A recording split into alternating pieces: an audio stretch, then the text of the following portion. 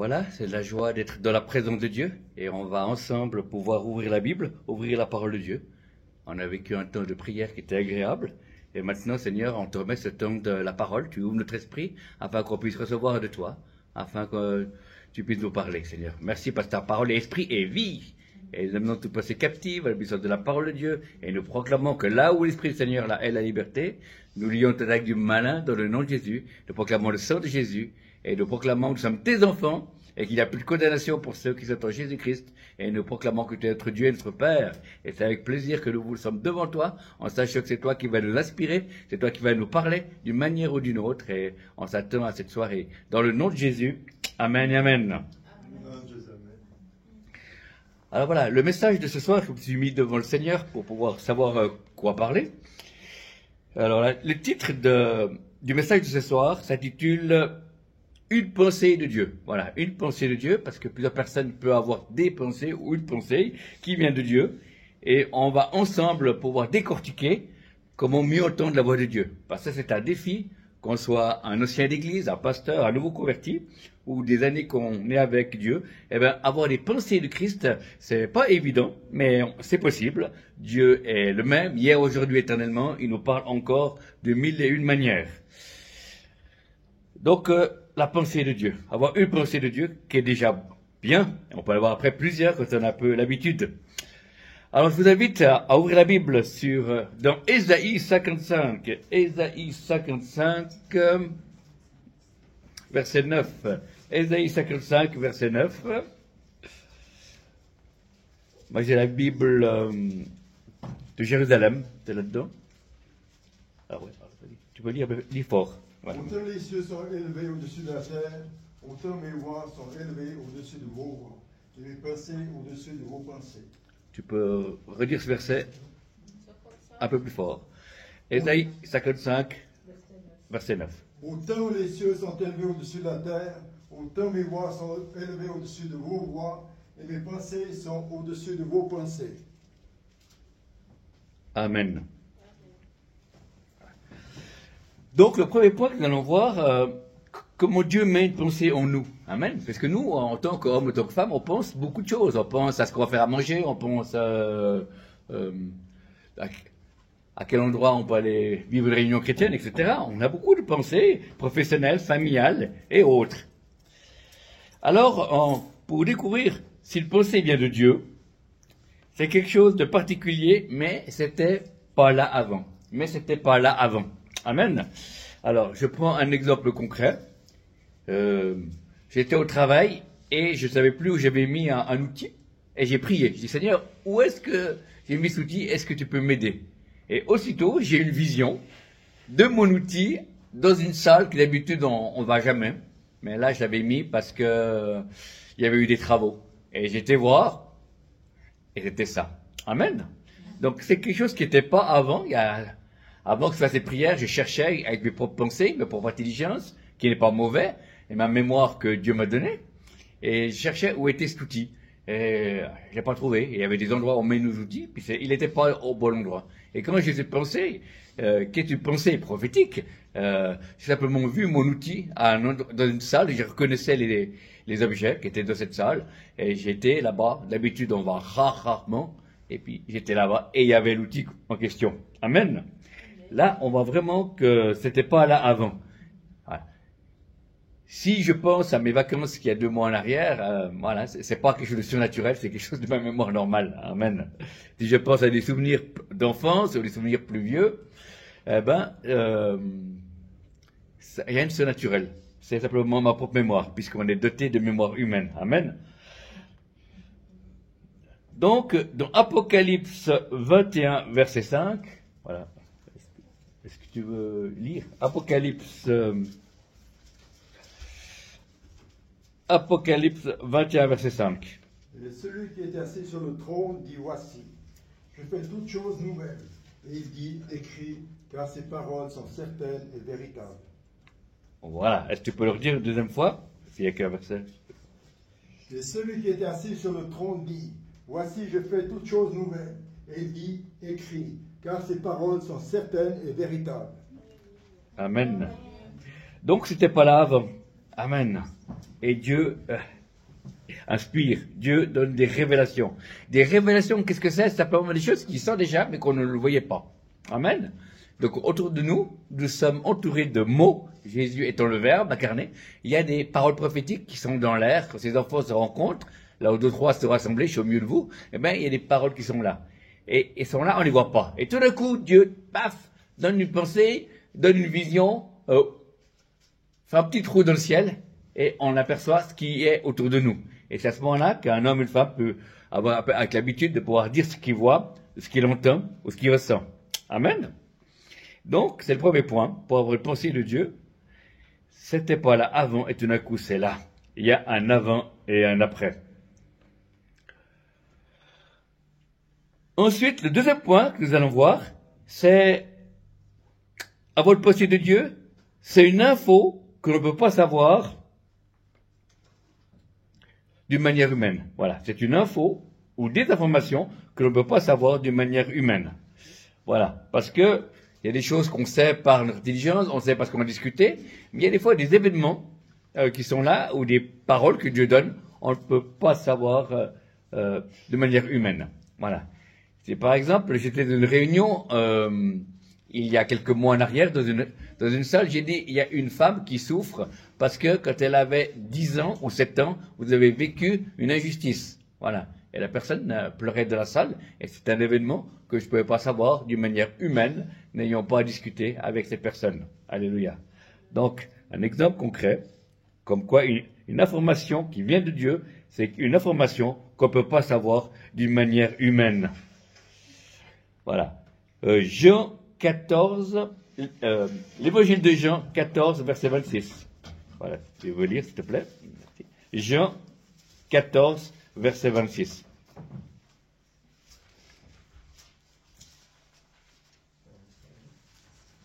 Jean 14, verset 26. Mais le Consolateur, l'Esprit Saint, que le Père enverra en mon nom, vous enseignera toutes choses et vous rappellera tout ce que je vous ai dit. Amen. Voilà. Le Consolateur, le Saint-Esprit, vous rappellera et vous enseignera toutes choses. Amen. Sur le moment, il enseignera toutes choses. Amen. Et c'est aussi pour nous, les chrétiens de la fin des temps, le Saint-Esprit est aussi puissant qu'à l'époque de Jésus et qu'à l'époque du livre des Actes. Amen. Dieu n'a pas changé, Dieu n'a pas besoin de repos, Dieu n'a pas besoin d'aller dans un EMS, il n'a pas vieilli, il est le même hier, aujourd'hui, éternellement. Il reste le Dieu des miracles, il reste le Dieu d'amour, il reste le Dieu de sainteté, il reste le Dieu de vérité. Et c'est lui qui nous donne les informations qu'on a besoin. Amen. Un ami à moi, prophète, a dit une fois, c'est que Dieu ne révèle pas ses plans à ceux qui veulent savoir, mais Dieu révèle ses plans à ceux qui veulent lui obéir. Voilà, j'ai beaucoup ces phrases. Dieu ne révèle pas ses plans à ceux qui veulent savoir, mais Dieu révèle ses plans à ceux qui veulent lui obéir. Et c'est vrai. Car l'obéissance vaut mieux que les sacrifices. Donc une information qu'on ne peut pas savoir de manière humaine, on a vu maintenant. C'est quelque chose de particulier. C'est quelque chose que Dieu a gardé par amour pour nous. Parce que on peut être, frères et sœurs, la réponse d'une prière de quelqu'un d'autre. Si j'ai de temps en temps des paroles, assez régulièrement, c'est parce que les gens ont prié Dieu et je suis la réponse. Et vous pouvez être aussi la réponse des paroles pour votre communauté, pour votre groupe de prière, pour votre famille ou pour vous-même. Amen. Et c'est intéressant. Simplement, il faut prendre du temps dans la présence de Dieu de pouvoir connaître Dieu. Amen. Et connaître Dieu, c'est pas faire des prières de demande, hein. Seigneur, bénis ma bicyclette, ma belle-mère et mon frigo. Amen. Non, c'est pas ça. C'est simplement, principalement, rentrer dans la présence de Dieu, c'est-à-dire prendre du temps de qualité. Moi, je vis sur la qualité. Amen. Je prends un exemple concret. Je commence mes temps avec Dieu en lisant la Bible, parce que la foi vient de ce que l'on entend, ce que l'on vient de la parole de Dieu. Et après, je passe un temps de louange et d'adoration. Amen. Et la Bible dit que Dieu siège toujours au milieu de la louange de ton peuple. Après, je commence à sentir un peu sa présence. Et après, je lui parle. Amen. Comme un ami.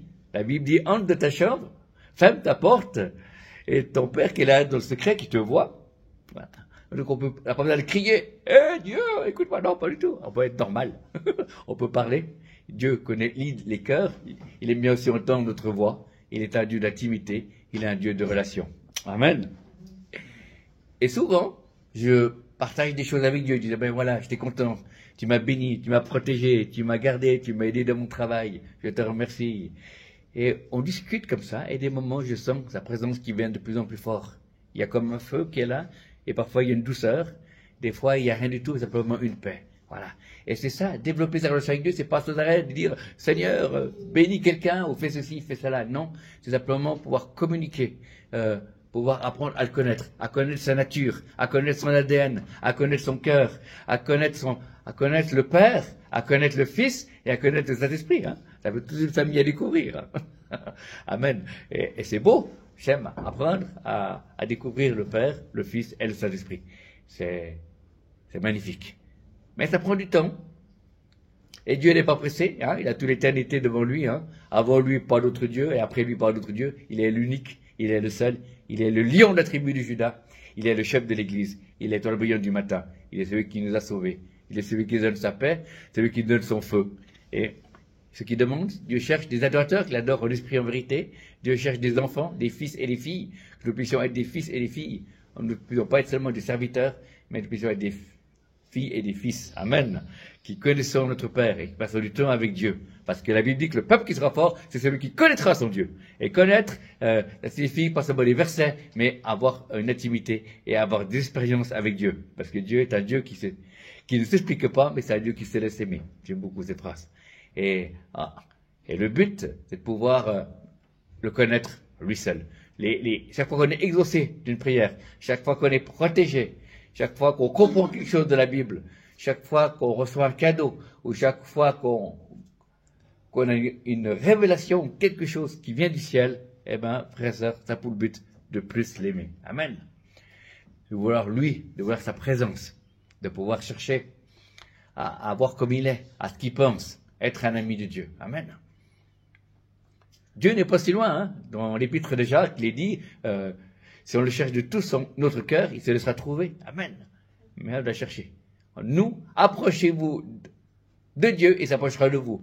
Pourquoi? C'est pas le contraire, parce que Dieu veut voir notre cœur, il veut voir notre désir, en tant que fils et fille de Dieu, il veut voir le désir de pouvoir s'approcher de lui, de le connaître, de vouloir l'écouter, de vouloir le louer, de vouloir l'adorer, de vouloir passer du temps avec lui, et quand il voit ses désirs dans l'un de ses enfants, Dieu fait tout le reste des pas. Amen. Il nous rejoint. Amen. Et c'est pour ça, des fois, je suis des fois trop pressé de pouvoir intercéder ou faire des demandes à Dieu, et puis des fois je rencontre, c'est comme des moments de politesse, et ben c'est bien de pouvoir être avant avec lui, puis après pouvoir prier pour les nations, prier pour l'Église, prier pour certains besoins, mes propres besoins, les besoins de la famille, et après c'est normal, il y a une place. Voilà. L'ennemi va tout faire pour casser notre temps avec Dieu. Ça c'est le plus grand piège, qu'on soit ministère, qu'on soit responsable, qu'on soit des années qu'on connaisse Dieu, ou qu'on soit nouveau converti, l'ennemi va tout faire pour pas qu'on puisse passer ce temps avec Dieu. Et si on passe pas ce temps avec Dieu, eh ben, l'autel de la prière, il est éteint. Et là, c'est là qu'on devient après charnel, qu'on essaye de suivre la Bible ou de servir Dieu avec notre propre force. Amen. Mais si on est renouvelé dans la prière, par sa présence, par une vie régulière, de qualité dans sa présence, eh ben, alors là, il y a des choses qui se passent. Il y a des forces qui viennent. Mais non seulement, il y a aussi des guérisons qui viennent. Amen. Des guérisons intérieures. Tu as où le dire, on est tous en voie de guérison. Amen. C'est-à-dire qu'avec tout ce que nous avons vécu, avant notre conversion, avant que nous rencontrons Jésus et après, il y a des choses qui ont blessé nos cœurs, nous ont fait esprit, âme et corps, hein. On n'est pas seulement des simples esprits, non. Dieu est esprit, oui, mais nous aussi, nous avons un esprit, mais nous avons aussi un corps et une âme. Et parfois, nous avons des blessures qui viennent, dues à des rejets, dues à l'orgueil, dû à des mauvais choix, dû à nos propres péchés, dû au péché des autres, et on a besoin de guérison. Pas forcément qu'on a un démon, mais simplement parce qu'on est blessé. Amen. Voilà. Et si on est blessé, on est toujours sauvé, Dieu nous aime autant, mais il y a aussi des temps de guérison. Amen. Et des temps de délivrance. Il y a des fois des choses il faut chasser, des squatters, voilà, qui sont venus dans nos traumas, dans des circonstances où nous avons désobéi à la parole, ou héréditaire, c'est bien de pouvoir examiner toutes choses. Et le but, c'est d'être de plus en plus libre. Dieu nous prend là où on est, mais il a tellement d'amour qu'il ne nous laissera pas comme ça. Et il va nous transformer de gloire en gloire. Et en tant que chrétien individuel, nous devons aussi accepter d'être guéris. Il y a des choses qu'on peut faire soi-même. Il y a des choses qu'on a besoin de la prière des frères et sœurs. Et des fois, on a besoin d'aller voir un responsable pour faire de la relation d'aide ou bien pouvoir se faire chasser un mauvais esprit ou plusieurs. Voilà. Amen. Je suis passé par là. Ne vous inquiétez pas. Avec tous les mauvais esprits qu'on m'a chassés, existants et non existants, maintenant je suis libre. Amen. Mais j'ai aussi vécu des choses où Dieu me guérit. Amen. Je vais vous partager des exemples où Dieu guérit mon cœur. Voilà. Avec Dieu parle par des souvenirs. Alors quand il y a des souvenirs que vous avez enfuis, cachés, et tout d'un coup ils viennent à la surface, c'est Dieu qui fait cela, un retour en arrière, c'est pas un retour vers le futur, mais un retour vers le passé, où il y a un événement qui l'a dramatisé. Et voilà. Je prends un exemple concret. J'étais comme je suis à 50% dans le ministère, 50% je travaille comme concierge, et l'autre 50% je suis dans le ministère. Et ben dans mon métier de concierge, tout d'un coup, il y a un mois en arrière ou 2 mois en arrière, il y avait une maman qui a grondé sa fille de manière injuste vers le distributeur automatique. Et j'étais là en train de nettoyer et j'ai entendu et j'ai vu. Et j'ai trouvé que c'était un peu excessif comment la maman avait grondé sa fille. Voilà. Et tout d'un coup, une vision est venue et je me suis vu à peu près au même âge que cette fille. Et j'avais aussi moi-même été grondé d'une manière excessive. Ça ne méritait pas. Et ça m'a attristé. Et Dieu a dit, j'étais là. Et j'ai dit, je dépose cela. Là où il y a eu ce trauma, où il y a eu ces difficultés, je dépose cela. Et je chasse s'il y a quelque chose de mauvais qui était là. Et j'ai craché quelque chose. Et après, j'ai invité le Saint-Esprit à venir. Et il y avait un aspect de Dieu en plus en moi. Amen. Voilà. Dieu est pas compliqué. Dieu, c'est le roi de la communication. C'est pas Bill Gates. C'est notre Seigneur. Et il est là. Il révèle toujours. Le diable nous montre des choses pour nous accuser, mais le diable nous montre et nous révèle pour qu'on puisse changer. Amen. Alors s'il y a des choses qui mettent en lumière du passé, eh ben c'est bien de ne pas dire arrière de moi Satan, mais plutôt de dire Seigneur, comment je peux faire? Qu'est-ce que tu veux me dire? Voilà, aide-moi. Il y a des choses qu'on a fermées. Notre mémoire est comme verrouillée avec une clé. Et des fois, pour pas souffrir, on a évacué des choses qui nous ont fait souffrir. Amen. Que ce soit les rejets que l'on puisse avoir eu avant d'être né de nouveau, quand on avait 15, 17 ans, les rejets sentimentaux avec un homme ou une femme qui ne nous ont pas aimés, que nous on avait un cœur ouvert. Voilà, des tas de choses. Les licenciements au travail, les disputes au travail, des disputes familiales, des blessures dues dans l'église, puisqu'il y a beaucoup de blessures, puisqu'on est souvent dans l'église, il y a souvent malheureusement beaucoup de blessures parce qu'on ne protège pas nos cœurs et des fois on raconte nos vies ou nos problèmes à n'importe qui. Et là, je tiens à dire en tant que serviteur de Dieu, ça fait plus de 30 ans que je suis chrétien, de ne pas s'ouvrir à n'importe qui parce qu'on est dans l'église. Amen. Il y a des choses, garde ton cœur plus que tout, car de nouvelles sources de la vie. Il y a des choses qui c'est bien à partager à des responsables, d'autres c'est bien de partager à des frères et sœurs qui ont une certaine maturité ou qui sont nos amis. Voilà. Et pas raconter à n'importe qui peut colporter ce qu'on a souffert ou ce qu'on a vécu. Amen. Et on a besoin d'être protégé. D'être protégé et de faire de la discrétion. Il y a même des fois des serviteurs de Dieu qui sont venus vers moi, pas beaucoup, 2 ou 3, et qui m'ont confessé des choses, et moi j'ai gardé secret. Amen. Gloire à Dieu. Voyez, donc on a besoin des uns des autres. Voilà. Mais on a besoin d'être guéri, et c'est un temps avant le réveil que Dieu veut envoyer, c'est un temps de guérison. Amen. Où Dieu veut faire 2 choses. Il veut guérir nos âmes, et il veut aussi nous délivrer. Amen. Nous avons encore vécu des choses et nous voulons encore être libérés de mauvais esprits pour prendre plus de place. Amen.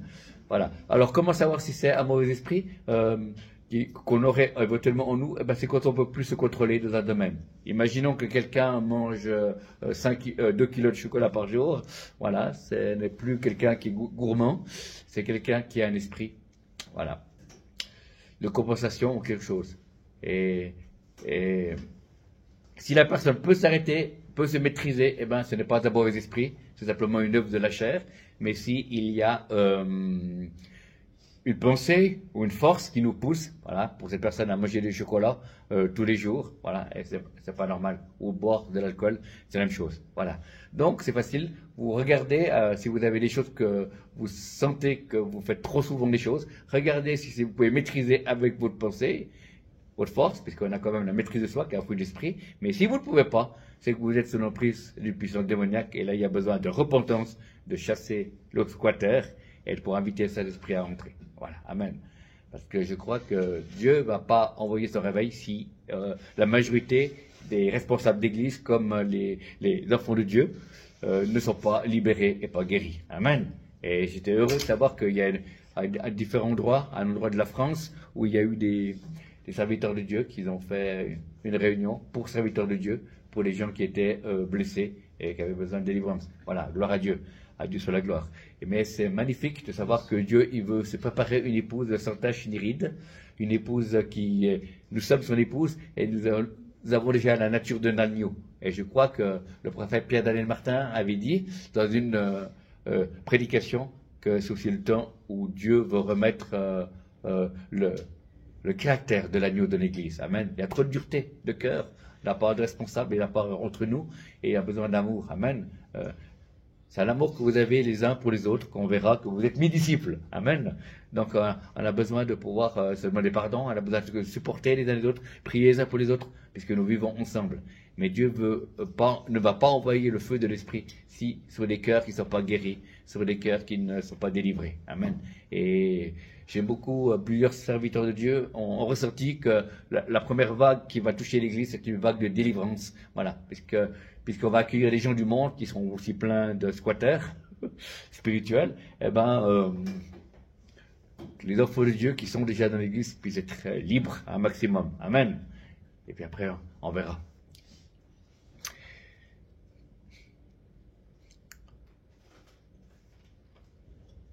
Nous ne devons pas avoir peur. Les démons rentrent dans quelqu'un. Il peut y avoir des choses qui sont héréditaires aussi. Il y a des choses que nous avons fait ou pas fait. Et des fois, on peut avoir des conséquences comme ça en a fait la chose. Voilà. Il y avait quelqu'un en France où tous les hommes de cette lignée mouraient à 50 ans. Personne ne passait 50 ans. Hein. C'est un pasteur qui m'a raconté ça. L'arrière-grand-père, l'arrière-grand-père est mort à 50 ans, l'arrière-grand-père et le grand-père, tout le monde est mort à 50 ans. Tout d'un coup, la personne s'est convertie, elle avait 48 ans. Il a dit, je vais bientôt mourir. Et puis, non, il n'y a plus de condamnation pour ceux qui sont dans Jésus-Christ. Et c'est la première fois qu'un homme arrivait à passer 50 ans sans mourir. Amen. Voilà. Pourquoi? Parce qu'il y avait un lien héréditaire, un lien de mort, ou je ne sais pas quelles conséquences, mais il y avait quelque chose. Une puissance de mort qui était chassée. Et la chaîne s'est arrêtée. Amen. Il peut très bien avoir ça au niveau des femmes stériles. Voilà. Il peut très bien avoir que la grand-mère était stérile, l'arrière-grand-mère aussi. Et puis la fille aussi. Et puis maintenant la maman. Voilà. Et bien là aussi, il faut couper. Et une fois que vous coupez, et ben, il n'y a plus de condamnation pour ceux qui sont en Jésus-Christ. Et après, vous pouvez avoir un enfant, même si votre grand-mère ou votre mère n'a pas eu d'enfant. Amen. Voilà. Donc, il y a possibilité de pouvoir détruire les œuvres du malin. Amen. Parce que nous avons Christ en nous. Voilà. Et nous avons le Saint-Esprit. Nous avons le nom de Jésus. Nous avons le sang de Jésus. Nous avons la prière. Et la Bible dit, vous pouvez marcher sur toute la puissance du malin et rien, mais rien ne pourra vous nuire. Amen. Nous sommes l'Église et les portes du séjour des morts ne pourront rien contre l'Église. Amen. Voilà. Le plus grand ennemi de ta vie, c'est toi-même. C'est pas l'ennemi, c'est toi-même. Voilà. Parce que des fois, nous ne voulons pas faire ce que Dieu nous demande. Des fois, nous demandons à Dieu de faire ce qu'on doit faire. Et des fois, nous ne prenons pas une responsabilité. Des fois, nous sommes trop légers avec Dieu dans nos manières de parler, dans nos manières d'être. Voilà. Et les plus grands ennemis, c'est nous-mêmes, disait un serviteur de Dieu, j'ai beaucoup. Pourquoi? Simplement parce que dans des choses où des fois Dieu nous demande de faire quelque chose, va pardonner, ben on va pas. Ou bien donne, prête, aide, et ben on va pas. Et pourtant Dieu nous demanderait. Et pourtant Dieu regarde dans les petites choses, sur les fidèles petites choses, et ben Dieu nous confiera de plus grandes. Amen. Ça fait plus de 30 ans que je suis chrétien, ben au début de, disons, après une année ou 2 ans, 3 ans de conversion, disons, environ, eh ben, il y avait une dame dans une église, pas la nôtre, mais une église annexe, qui était toute seule. Une personne âgée qui avait à peu près 70 ans, et puis elle parlait beaucoup, elle avait pas toujours un bon caractère, et puis personne ne voulait l'inviter, personne ne voulait l'amener. On l'amenait juste au culte, mais personne ne voulait rester avec, et puis moi j'étais allé souper avec. J'ai pris du temps. Voilà. Elle m'appelait au même moment. Ben, j'ai mis du temps parce que j'ai aidé ces personnes. Puis après, ces personnes, elles sont décédées, mais j'étais heureux d'avoir pu être un temps, un peu comme un soutien, un peu comme un encouragement. Amen. Voilà. Et frères et sœurs, il y a du travail dans l'Église, et si on veut servir les uns et les autres. Si tout le monde se servirait les uns les autres, on s'est tous servis, mais le problème dans l'Église, c'est qu'il y a un petit nombre qui sert la majorité, et c'est pour ça que tout le monde n'est pas servi. Mais c'est en train de changer. Amen. Nous sommes positifs, nous sommes avoir le regard de la foi, et nous voyons que c'est en train de changer, parce que les cœurs des chrétiens changent. Mais si tu aimes Dieu, automatiquement tu vas servir ton prochain. Amen. Parce que la Bible dit que c'est quelqu'un qui prétend aimer Dieu, mais qui n'aime pas son frère qui voit, est encore de les ténèbres. Vous voyez? Donc, tu aimes, ça se montre, c'est un choix. Amen. Comme le pardon, c'est un choix. Pour ça, notre pire ennemi, c'est nous-mêmes. C'est-à-dire que l'ennemi vient en numéro 2 et la chair aussi en numéro 3, mais nous, c'est nous-mêmes. Des fois, on fait des mauvais choix. On préfère rester devant la télé au lieu d'aller à une réunion. Puis peut-être là, on avait prié pour que Dieu nous guide. Et là, il aurait pu avoir un don spirituel, mais on n'a pas été là. Ou des fois, Dieu nous dit, achète ce livre, parce qu'il veut parler sur tel et tel thème. Et puis on n'achète pas. Puis on préfère plutôt aller faire un restaurant avec des amis et passer à côté, non? Vous savez, frère et sœur, moi j'ai une pile de livres. J'ai à peu près une dizaine de livres sur ma table de nuit, où j'ai pas encore lu, mais j'ai 100 textes des livres que je devais avoir et que dès que j'aurai le temps, eh ben, je les lirai, parce que c'est des thèmes qui vont m'aider à mieux comprendre Dieu, ou à mieux comprendre l'Église, ou à mieux comprendre l'œuvre de Dieu. Et on a besoin. Amen. Nous devrons lire la Bible au premier, bien entendu, mais aussi il y a des livres chrétiens sur différents thèmes, aussi des biographies d'hommes et de femmes de Dieu, que je vous conseille aussi. Les biographies, c'est l'histoire d'un homme ou d'une femme de Dieu, comment il a commencé dans le ministère, comment il a rencontré Dieu, et c'est fantastique en découvrant ces hommes et ces femmes qui les ont précédés.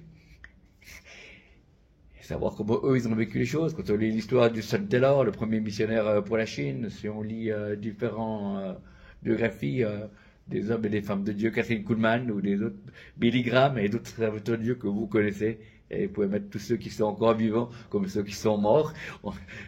Leurs livres sont là, et ils sont encore là pour nous parler. Et voilà. Et même aussi au travers de vidéos aussi sur Internet, il y a des enseignements de prédicateurs qu'on peut découvrir. Voilà. J'aime beaucoup, c'est Derek Prince. Il y a des vidéos qui sont en français. C'est un ministère d'enseignants qui est extraordinaire. Et j'ai beaucoup appris.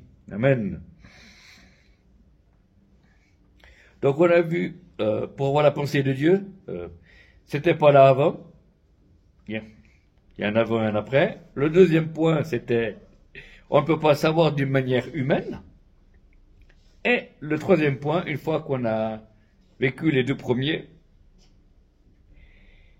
il y a le troisième point, c'est la foi qui vient, la paix qui vient et l'enthousiasme qui vient. Amen. Pas le découragement, pas la dépression, mais la foi, l'enthousiasme et la paix. Amen. Voilà. Donc, vous savez comment on appelle du beurre qui est dépressif? Hein? Ben, on l'appelle du burn-out. Du burn-out. Voilà. Alors, mon frère, tu peux lire Romains 15, verset 13.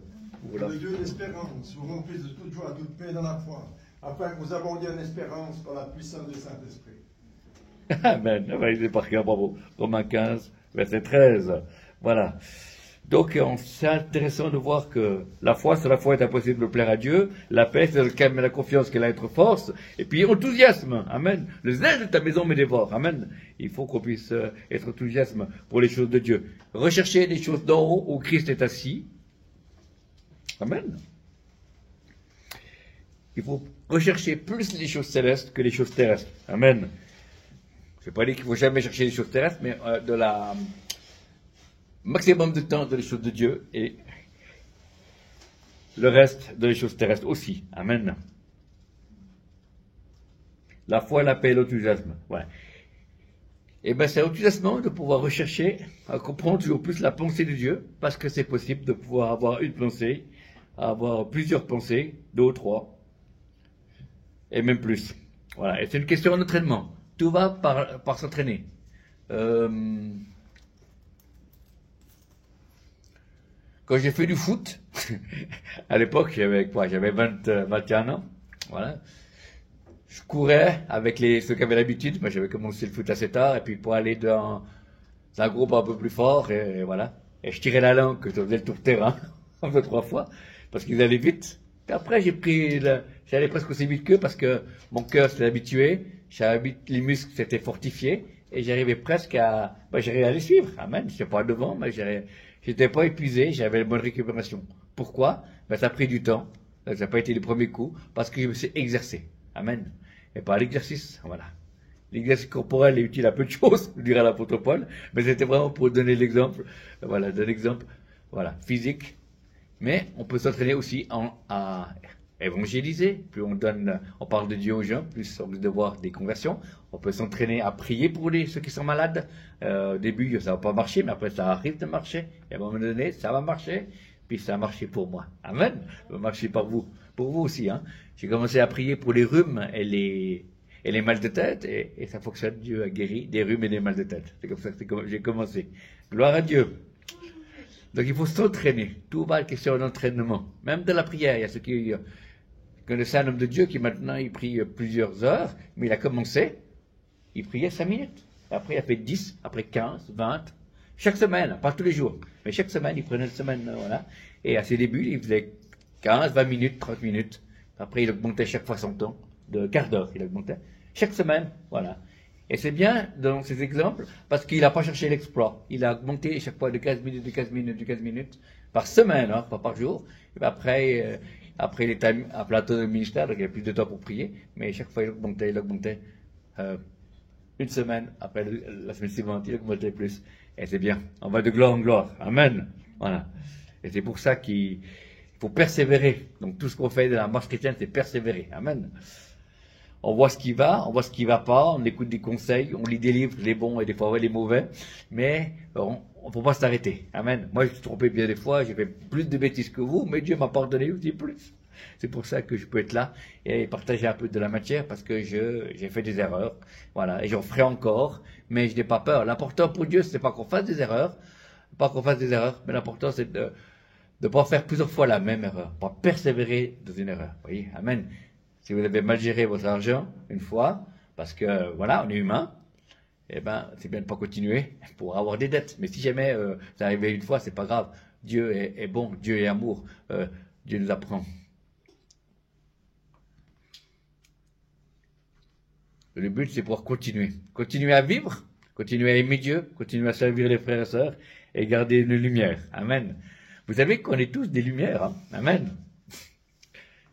J'avais vu une vision dans une église où je voyais des gens dehors, il faisait nuit, et ils avaient des lampes frontales, là, les mêmes petites lampes que les gens ont pour quand ils font Cerzinal. Ouais. Ces petites lampes qui est tenues avec une élastique autour de la tête et pour voir leur chemin. Et dans la vision, on voyait les lumières, très petites, mais c'était le monde spirituel qui voyait les lumières. Donc spirituellement, le monde spirituel, bon et mauvais, voit que vous avez une lumière. C'est la lumière de Christ. Amen. La lumière de Dieu. Même si elle est toute petite. Mais la nature, c'est ça. C'est cette lumière-là. Et j'ai vu cela et c'est encourageant de voir que même cette lumière n'est pas vue de nos conjoints, de nos frères et sœurs naturels, ou de notre patron, ou de notre belle-mère. Eh ben, on sait que le monde spirituel voit cette lumière. Amen. Et cette lumière, elle dérange, cette lumière montre que nous sommes des tas de petites lumières, parce que nous sommes répartis sur la face de la terre, nous sommes le peuple de Dieu. Amen. Et voilà. Et Dieu vient chercher pas une église light, mais une église qui est vivante, et l'esprit et l'épouse disent, viens. Amen. Viens, Seigneur Jésus. Amen. Le Seigneur revient bientôt, mais avant, il y a peut-être choses à faire, hein. C'est un beau programme, on n'a pas à avoir peur, on n'a pas à paniquer. Il y a même certains sur Internet donnent des dates quand Jésus va revenir, mais c'est jamais faux puisque la Bible dit que personne ne sait ni jour ni l'heure. Amen. Alors c'est pour ça que moi je cherche pas, je continue à vivre. Amen. Je continue à vivre comme si Jésus venait dans 10 ans, mais en sachant qu'il peut venir plus tôt. Voilà. Donc je continue à aller à fond dans tous les domaines de ma vie pour pouvoir être comme dit la parole, rassasié de jour. Amen. Et bien après, s'il n'est pas encore revenu, eh ben, on quittera cette terre. Et comme dit la Bible, hein, les œuvres bonnes les suivent. Amen. Voilà. Donc moi, je ne suis pas pressé de partir. Amen. Je suis content de voir que Dieu va encore faire dans ces années. Voilà. Mais je ne sais pas quand je vais partir. Mais je connais celui qui sait quand il va partir, donc il n'y a pas de problème. Je vais m'arranger avec lui. Amen. En tout cas, c'est vrai.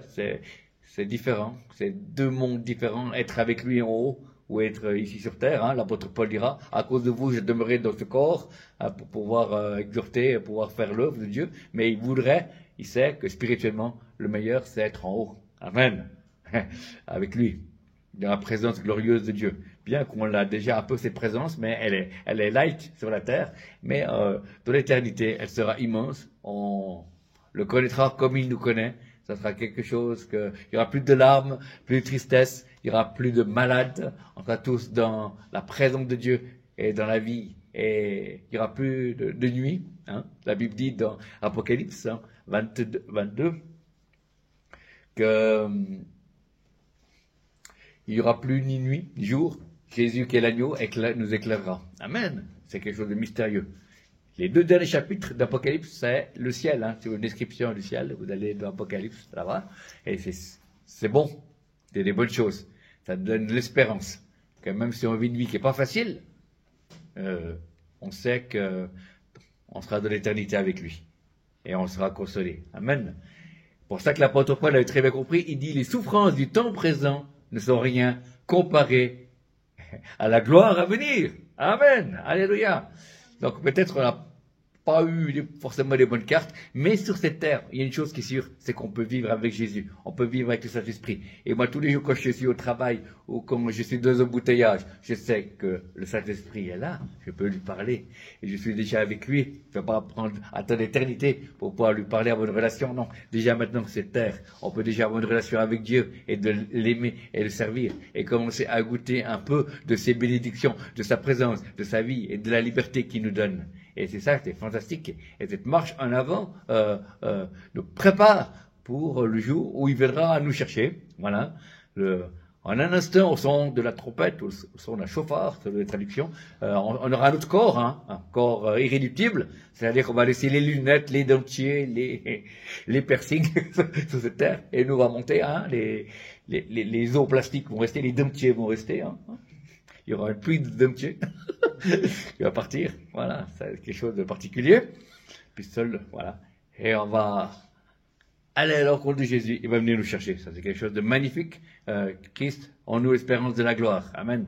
En espérance, on n'est pas croyant seulement sur cette terre, hein. L'apôtre Paul dira, si on est croyant seulement cette vie, on est les plus malheureux des hommes, mais on sait qu'il y a quelque chose après. Amen. On va vivre dans une autre dimension qui est notre véritable dimension que Dieu a voulu. Amen. Et si on a fait un petit détour sur cette terre, simplement parce que c'est à cause du péché, mais Jésus nous a rachetés du péché. Amen. Il n'y a plus de condamnation pour ceux qui sont en Jésus-Christ.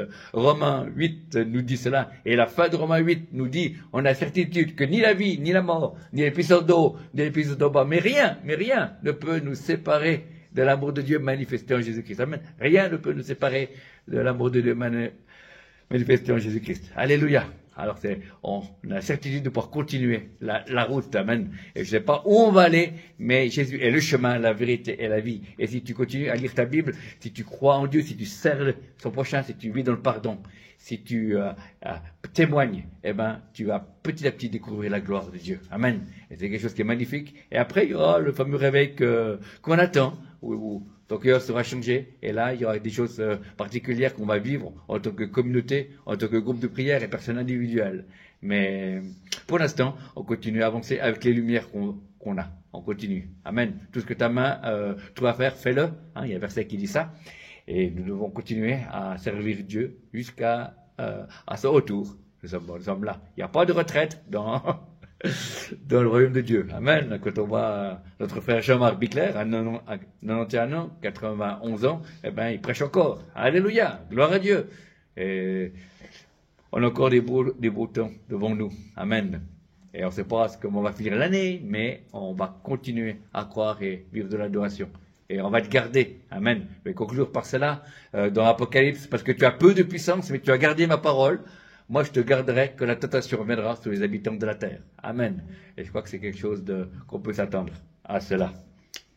Voilà. Alors, merci Seigneur de parler maintenant. Si tu as quelques pensées pour nous, avant de faire un temps de prophétie personnelle. Merci Seigneur de pouvoir...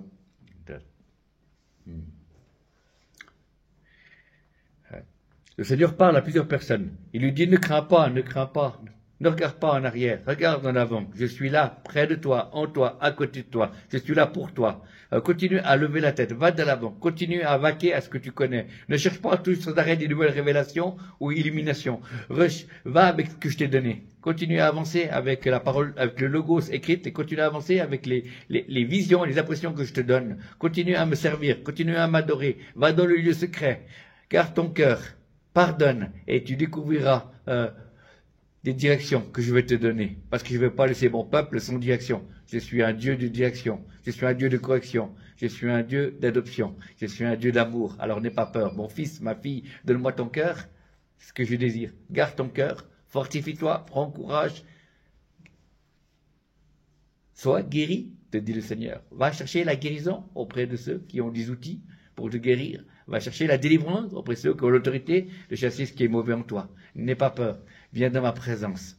Viens dans ma présence. Je ne te rejette pas. Tu es mon fils, tu es ma fille. Je t'aime dans l'amour éternel. Si ton père et ta mère t'abandonnent, moi, dit l'Éternel, je ne t'abandonnerai pas. Ma main est sur toi et je t'ai gardé pour la fin des temps, où tu vas être un canal de bénédiction, où tu vas être un témoignage vivant de mon amour pour ceux qui sont autour de toi. Et j'appelle encore mon peuple. J'appelle mon peuple à rentrer dans le lieu secret. J'appelle mon peuple à venir écouter mes instructions dans le lieu secret. J'appelle mon peuple à passer plus de temps dans ma présence que sur les réseaux sociaux. J'appelle mon peuple à passer plus de temps dans ma présence au lieu des réseaux sociaux. J'appelle mon peuple à pouvoir dire ma parole, à pouvoir se garder. Les temps qui viennent ne sont pas des temps faciles, mais je serai avec vous. Ma main est sur vous, c'est moi qui vous ai choisi. Les dons, ils appellent, sont révocables.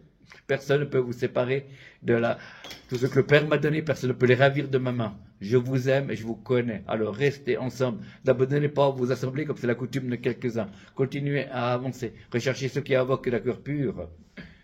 Ne cherche pas une place élevée. Cherche une place devant ton Dieu. Et je t'élèverai au moment convenable. Ne crains pas. Je t'aime. Serviteur de Dieu, relève la tête. Ce que tu fais, c'est bien. Toi qui es serviteur de Dieu et servant de l'Éternel, toi qui es un fidèle membre d'Église, continue à avancer, continue à aimer et à servir, tu fais bien. Et toi qui as tout abandonné ou qui as une relation superficielle, bien tu peux encore changer et tu peux rentrer dans une relation plus profonde. Parce que les temps sont difficiles, mais tu as encore ta place et encore du temps. La porte n'est pas encore fermée. J'ouvre encore mon cœur et vous pouvez me trouver. C'est encore un temps de grâce, c'est encore un temps de liberté, c'est encore un temps où on peut se convertir, c'est encore un temps où on peut se préparer pour le ciel, c'est encore un temps de grâce. Le Seigneur dit, la porte est encore ouverte, la porte de mon cœur est encore ouverte. Que celui qui a les oreilles écoute ce que dit l'Esprit à l'Église. Amen. Alors voilà, Amen, gloire à Dieu. Maintenant, on va passer un temps personnel prophétique. Voilà.